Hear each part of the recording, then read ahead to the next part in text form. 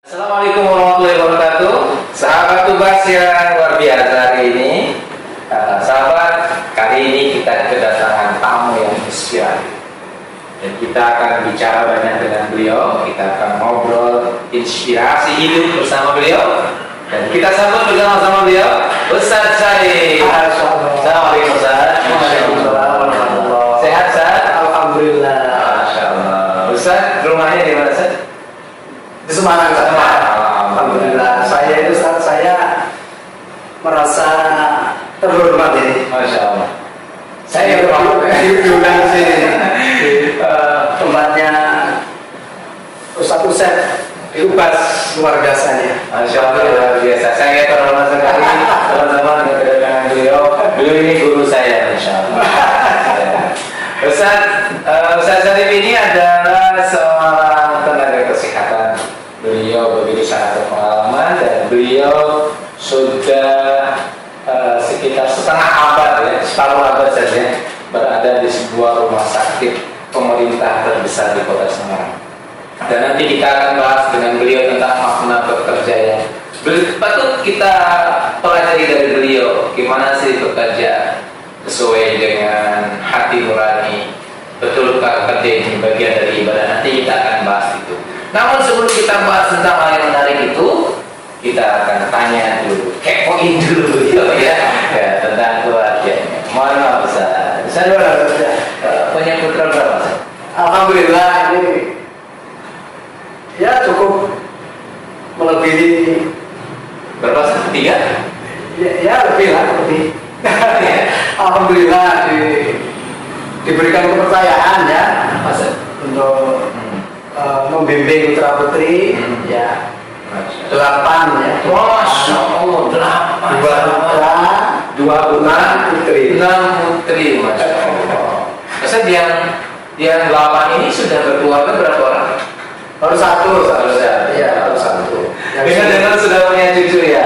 Iya. Alhamdulillah. Sudah kakek-kakek ini ya. Kakek Syarif beliau ya. Alhamdulillah. Ustaz, dari 8 putra ini, berarti yang menikah 1. Yang lainnya?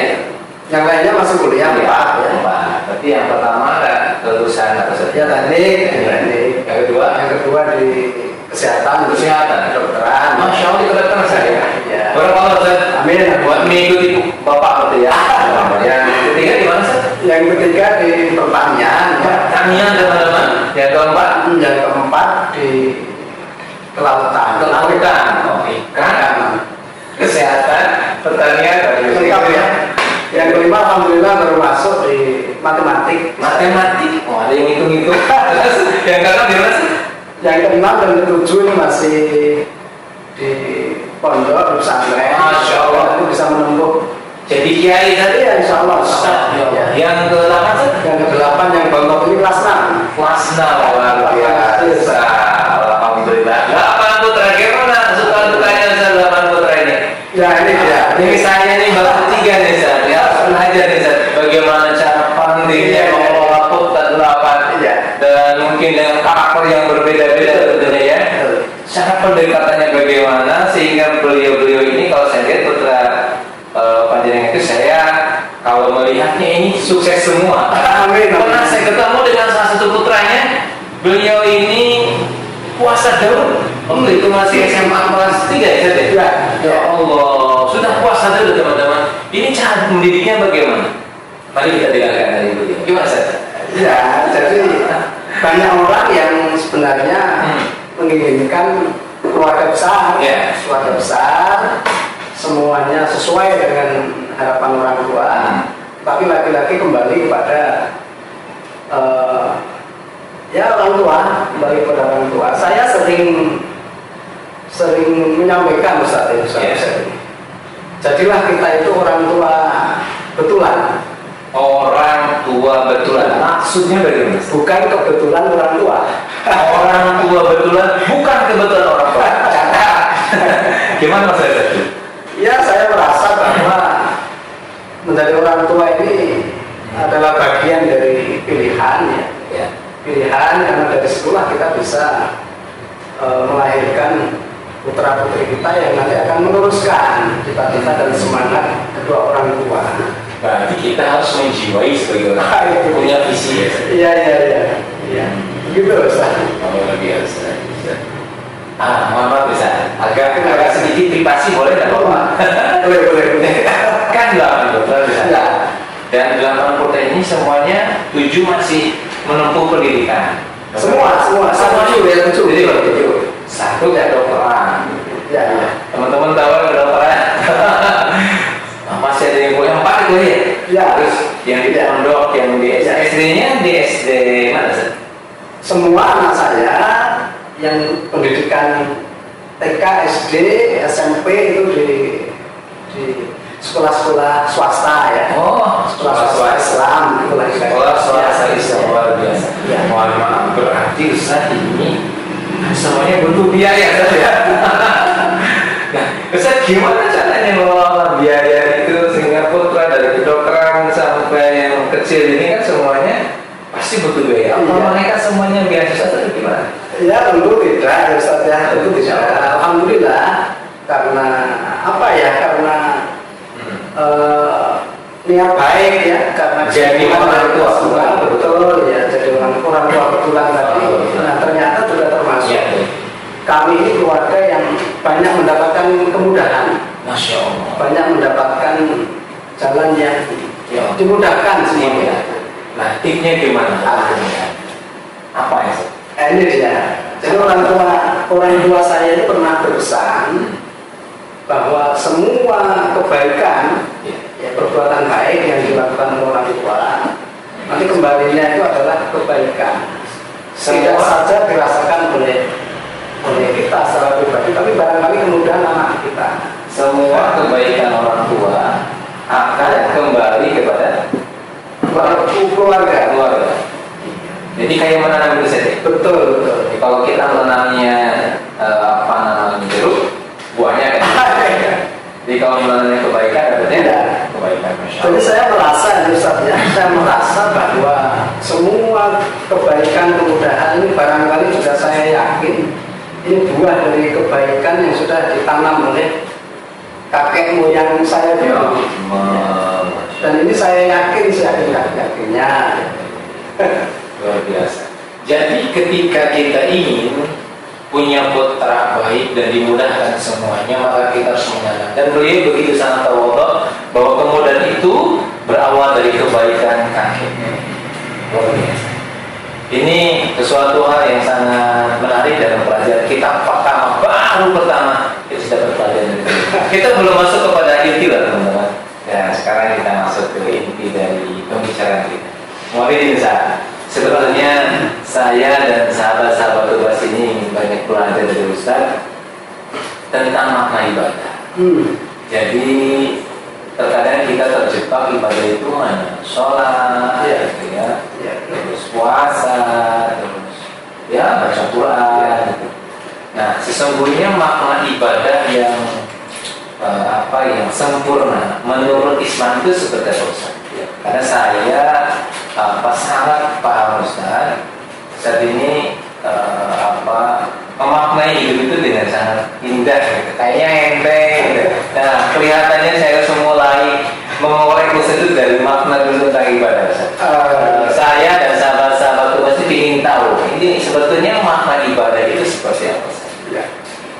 Jadi sering orang itu salah sangka di dalam hidup ini seolah-olah hidup ini sesuatu yang serba instan ya, serba mudah dan seterusnya.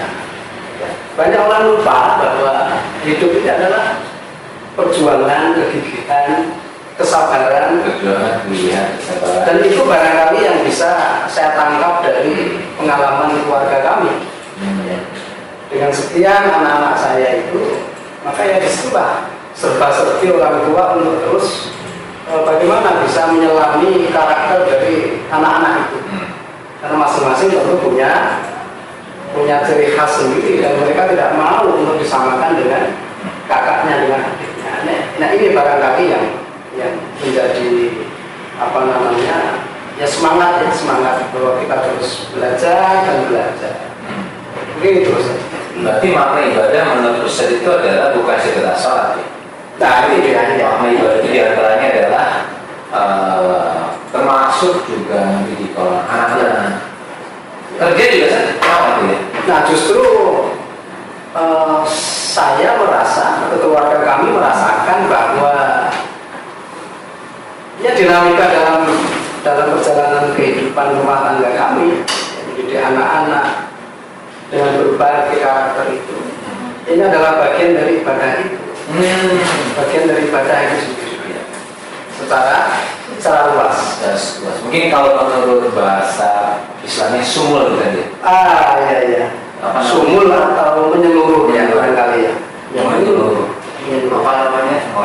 Sumul ya itu ibadah gitu. Jadi ibadah itu sempurna. Iya, sholat, tapi juga semua aktivitas termasuk untuk mendidik anak, bekerja itu termasuk dari bagian dari ibadah. Jadi disinilah sebenarnya letak awal mula bagaimana kita memulai sesuatu yang besar. Karena bagi saya, bagi kami, keluarga, ya keluarga ini bukan urusan privasi, bukan urusan pribadi saya, ya keluarga saya, tetapi bagaimana keluarga saya, anak-anak saya itu punya kontribusi yang besar bagi lingkungan masyarakat dan utamanya bagi agama kita. Berarti dengan itu semua aktivitas keluarga itu bukan urusan pribadi. Iya. Tapi gimana membuat bahwa keluarga ini adalah proyek hidup bermasyarakat, berbangsa dan negara. Iya. Termasuk beragama bisa. Iya. Oh, Masya Allah. Karena bukankah dari keluarga-keluarga inilah nanti terbangun sebuah masyarakat. Kemudian dari kumpulan masyarakat inilah nanti ada satu bangsa, dan bangsa yang kuat tentu dari rumah tangga yang kuat. Itu saja. Berarti sahabat, beliau menjadikan pusat resonansi bergerak dalam ibadah keluarga. Betul saja, keluarga. Dan bayangkan kalau 8 putranya ini semuanya adalah anak yang soleh-solehah, menikah dengan suami yang soleh, punya anak yang soleh, Masya Allah. Jadi sebuah masyarakat. Jadi memang saya dapat dari beliau satu spirit yang luar biasa. Betul jadi orang tua kan memang orang tua yang betul itu adalah menjadikan sebagai ayah, sebagai ibu, sebagai orang tua ini dijadikan sebagai ibadah, sebagai ibadah, dan memiliki misi yang besar, yaitu bagaimana membangun masyarakat. Luar biasa, Masya Allah. Saya tepuk tangan dulu. Wah, kalau saya luar biasa. Sekarang saya kan sudah setengah abad tadi ya.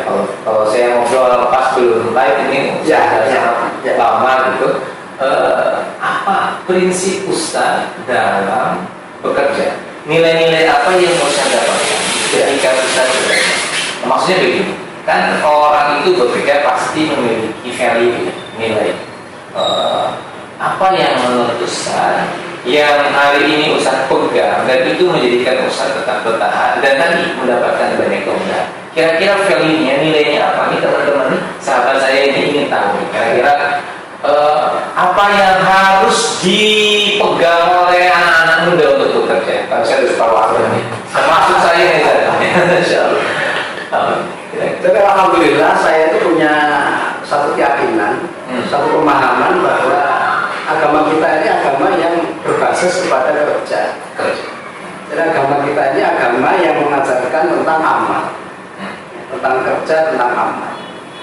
Bahkan ada kecaman yang sangat keras di dalam agama kita itu, bahwa orang-orang yang banyak ngomong saja, ya banyak teori saja tanpa kerja, ini akan mendapatkan ancaman yang sangat besar dari Allah Subhanahu Wa Taala. Di sinilah sebenarnya saya memaknai kerja itu bagian dari ibadah dalam pengertian yang lebih luas. Jadi begitu. Jadi beliau salah satunya juga ini berarti bagi saya prinsip seorang muslim bekerja itu. Iya. Masya Allah. Saya mohon maaf. Sekarang kan sedang COVID nih, Ustaz. Oh iya. Saya melihat garda terdepan adalah tenaga kesehatan. Ustaz adalah bagian dari tenaga kesehatan. Iya. Saya ingin tahu dari Ustaz, Ustaz yang lebih dekat ya. Gimana menurut Ustaz ini value apa namanya ya, nilai Ustaz kan ini banyak orang yang COVID terus menurut para dokter ini akan menular, tapi Ustaz tetap harus bekerja. Nah ini pendapat Ustaz bagaimana? Ya semula kita melihat bahwa pandemi ini tidak lama, tidak berkepanjangan.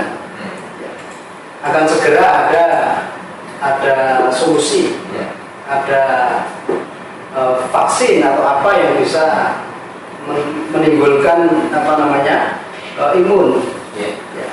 Tapi faktanya ternyata memang ini nafas panjang yang harus kita lalui, dan saya selaku praktisi kesehatan tentu tidak boleh diam dalam masalah ini. Ada kecemasan nggak sih? Ya tentu ada ya, khawatir itu ada. Tetapi justru dengan kondisi yang panjang ini semakin mempertebal keyakinan saya, ya, khususnya kami yang di kesehatan itu, ya bahwa ini adalah bagian dari cara Allah Subhanahu Wa Taala, ya, cara Allah untuk meningkatkan kelas dari bangsa kita ini, dari masyarakat dunia ini. Untuk semakin yakin, semakin percaya bahwa makhluk kecil yang tidak kasat mata itu ternyata bisa menimbulkan kehebohan, keguncangan yang seperti ini. Dan ini saya rasa sesuatu yang harus kita ambil ya saja, kita ambil manfaat, kita ambil ibrah ya. Masya Allah. Ya. Saya dengar, mohon maaf juga karena saya lihat di YouTube, itu katanya katanya COVID itu ya asli orang gitu ya, kayak mengatakan ini adalah hanya bagian dari permainan aja, terus ada yang mengatakan bahwa ini bohongan gitu. Bahkan beberapa di luar negeri ada yang demo juga satu. Nah ini menurut tenaga kesehatan COVID itu bagaimana sih? Jadi fakta yang ada di lapangan ya, khususnya di rumah sakit dan seterusnya, ini betapa memang COVID-19 ini sesuatu yang sangat berbahaya. Dan saya bisa menyaksikan perjalanan atau progres dari penyakit ini dari waktu ke waktu, karena kebetulan saya di penunjang medis, khususnya di bidang pencitraan radiologi. Jadi sebetulnya ini cukup butuh kita perhatikan saja. Nah, ini khusus bagi tenaga medis yang mungkin yang ikut bersama sahabat tugas. Mungkin nanti Ustaz bisa menyampaikan kepada beliau kira-kira kan juga banyak tenaga medis yang kena, atau juga untuk masyarakat yang hari ini kena apa penyikapannya. Terus juga untuk para sahabat tugas yang mungkin sekarang masih semangat ya, kayak saya ini.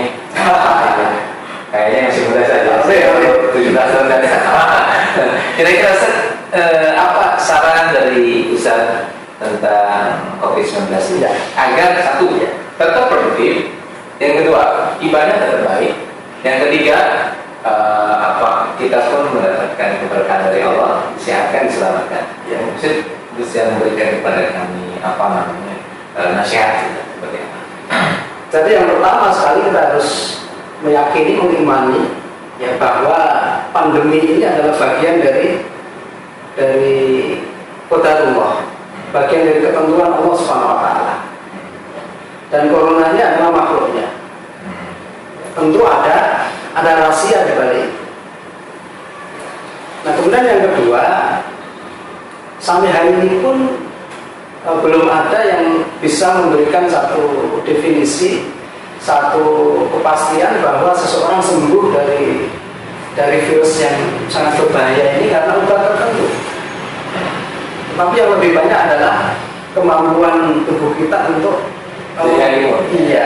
memberikan imunitas, kekebalan. Nah, kekebalan itu tentu bagi kita semua ya, orang-orang yang yakin, yang percaya, orang-orang yang iman, ya, ini datangnya adalah dari Allah SWT. Semakin kita yakin, ya, maka kita akan semakin punya imunitas. Tidak ada keraguan, kekhawatiran, apalagi ketakutan. Toh pada akhirnya semua kita ini juga akan menjemput maut, kematian. Iya. Yang masalahnya adalah bagaimana jalan kita menemui kematian. Wah, Ustaz. Kalau dia berarti Ustaz sudah dalam tanda kutip Ustaz sudah siap dengan risiko sebagai kesehatannya. Ya, tentu. Tentu satu bahasa. Ya. Nah, kita doakan beliau ini selalu diberi kesehatan dalam maksudnya. Baik sahabat, kelihatannya kita sudah bertemu dengan satu tema dan satu titik dari inspirasi bersama Ustaz Syarif, bahwa hidup adalah bagian dari amanah dari Allah, dan bagian dari amanah itu adalah bekerja bagian dari ibadah. Yang kedua yang tadi kita dapatkan dari itu adalah bahwa pusat resonansi kita dari keluarga. Jadikan keluarga kita ini menjadi masyarakat yang baik, ya. Jadikan semua keluarga kita ini, anak kita, istri kita menjadi anak yang soleh, yang soleh. Dan paling utama, jadilah orang tua yang kebetulan, bukan kebetulan orang tua. Terima kasih sahabat sudah bersama dengan Ubas dan